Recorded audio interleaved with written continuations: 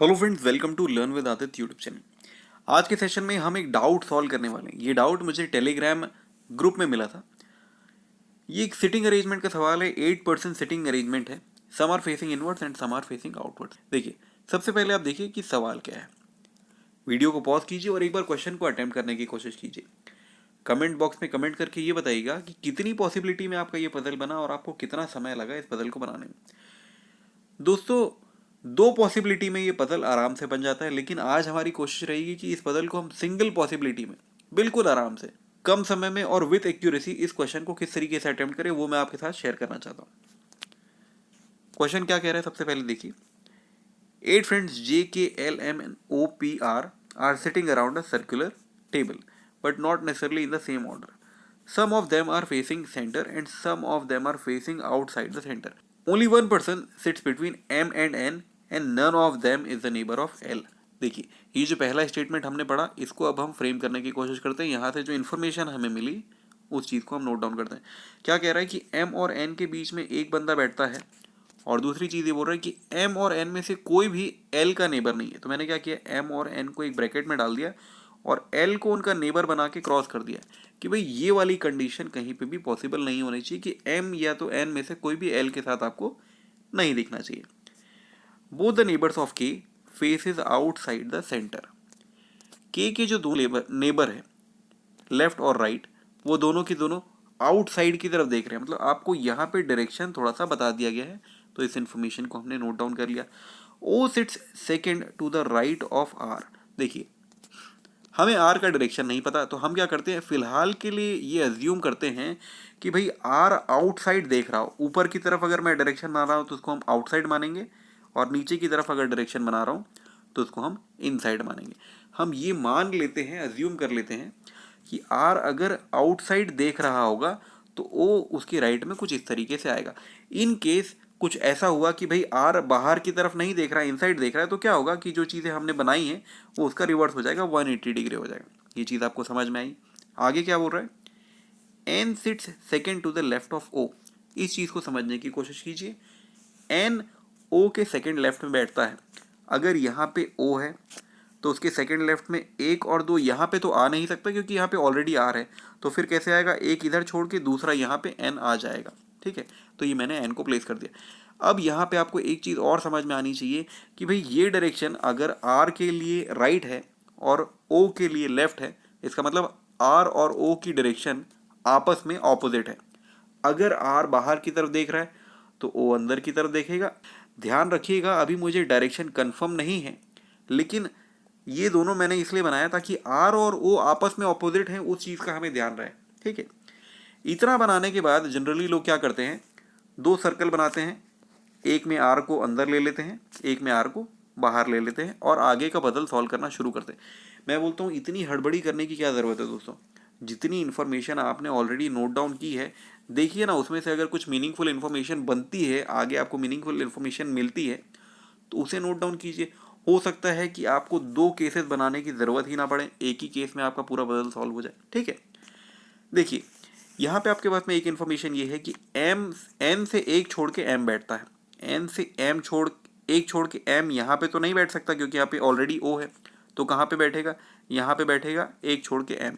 इस चीज़ को मैंने यहाँ पे बना दी। ठीक, देखिए, 8 लोगों का सिटिंग अरेंजमेंट था। 8 लोगों में से 7 लोगों को आपने ऑलरेडी प्लेस कर दिया है। एक जो बचा हुआ बंदा है वो कहाँ पे आएगा, या तो भाई आर के लेफ्ट में आ जाए या तो एम के राइट में आ जाए। तो मैंने यहाँ पे एम के राइट में उसको प्लेस कर दिया। आप चाहें तो उसको आर के लेफ्ट में भी प्लेस कर सकते हैं, दोनों में कोई फर्क नहीं पड़ेगा, क्योंकि ये सर्कुलर होने वाला है। ठीक है, अगली इन्फॉर्मेशन जो हमारे पास है ये है कि एम और एन में से कोई भी एल का नेबर नहीं हो सकता। तो कौन कौन सी जगह ऐसी है जहाँ पे एल को आप प्लेस नहीं कर सकते, यहाँ पे नहीं प्लेस कर सकते, यहाँ पे नहीं कर सकते, यहाँ पे नहीं प्लेस कर सकते। तो एल के लिए सिर्फ एक ही जगह बची है, जो जगह बची है वहाँ पे आप एल को प्लेस कर दीजिए, सीधी सी बात है। आगे की इन्फॉर्मेशन देखते हैं, आगे क्वेश्चन क्या कह रहा है। N and J sits immediately left of each other. देखिए, एन और J sits immediately left of each other का मतलब क्या हो गया कि एन और जे एक दूसरे के पड़ोसी हो गए और दोनों की डायरेक्शन ऑपोजिट है। फिलहाल के लिए मैं जे को प्लेस नहीं कर पाऊंगा, क्योंकि मुझे एन की डायरेक्शन नहीं पता। हो सकता है जे यहाँ पे आए या यहाँ पे आए, दो प्लेस है, लेकिन फिलहाल के लिए इसे नहीं प्लेस कर सकते। तो इस चीज़ इन्फॉर्मेशन को मैंने अलग से नोट करके रख लिया। ठीक है, आगे क्या बोल रहा है, K faces in the same direction as of his neighbours. हमें पहले से पता था कि के जो नेबर्स हैं वो बाहर की तरफ देख रहे हैं। अब ये भी इन्फॉर्मेशन बता दी कि के भी अपने नेबर्स की डायरेक्शन में ही देख रहा है। इसका मतलब के भी आउटसाइड देखेगा। इस इन्फॉर्मेशन को मैंने यहाँ पे नोट डाउन किया। आप डायरेक्शन के कलर में फ़र्क देख रहे होंगे। ये मैंने ब्लू कलर से बनाया है और ये मैंने ग्रीन कलर से बनाया। ब्लू कलर का मतलब ये है कि रिलेटिवली ये एक दूसरे के ऑपोजिट हैं, और ग्रीन कलर का मतलब इसका हमें कंफर्म डायरेक्शन मिल गया है कि ये बाहर की तरफ ही देख रहा है। यहाँ पे हमने अज्यूम किया है कि अगर ये बाहर की तरफ देख रहा है तो ये अंदर की तरफ देख रहा है। सिमिलरली यहाँ पे भी वही चीज़ है। दोस्तों ये चीज़ मैं बार बार इसलिए रिपीट कर रहा हूँ कि कहीं आपसे कुछ मिसअंडरस्टैंडिंग ना हो जाए। इनकेस फिर भी कोई डाउट रहता है तो नीचे कमेंट बॉक्स में ज़रूर कमेंट करके पूछिएगा। आगे की इन्फॉर्मेशन ये कह रही है कि L and P faces each other. इस चीज़ को समझना बहुत ज़रूरी है। देखिए, अगर 8% सिटिंग अरेंजमेंट है और वो भी एक सर्कुलर में, और ये कहा जा रहा है कि L इज फेसिंग, मतलब अगर L यहाँ पे है तो P यहाँ पे होगा। दोनों एक दूसरे को फेस कर रहे हैं, मतलब दोनों अंदर की तरफ देख रहे होंगे। ठीक है, अच्छा, दोनों के बीच में कितने लोग होंगे, 1 2 3, यहाँ से काउंट करोगे तो भी, यहाँ से काउंट करोगे तो भी। ठीक है, इस चीज़ को अगर आप समझ गए तो अब आपको P को प्लेस करने में दिक्कत नहीं आएगी, और L और P दोनों की आपको डायरेक्शन भी पता चल गई कि भाई L और P दोनों अंदर की तरफ देख रहे हैं। और P का प्लेसमेंट कहाँ पे होगा, L से 3% छोड़ के 1 2 3 मैंने P को प्लेस कर दिया है, और दोनों की डायरेक्शन अंदर की तरफ कर दी है। ठीक है, 2 जगह बची है, 2 लोगों को प्लेस करना है। जे तो N का नेबर होना चाहिए, तो जे को आप यहाँ पे प्लेस करेंगे, बची हुई जगह पे आप K को प्लेस कर देंगे। ठीक, जैसी जैसी हमने बातें की वैसी मैंने प्लेसमेंट कर दी।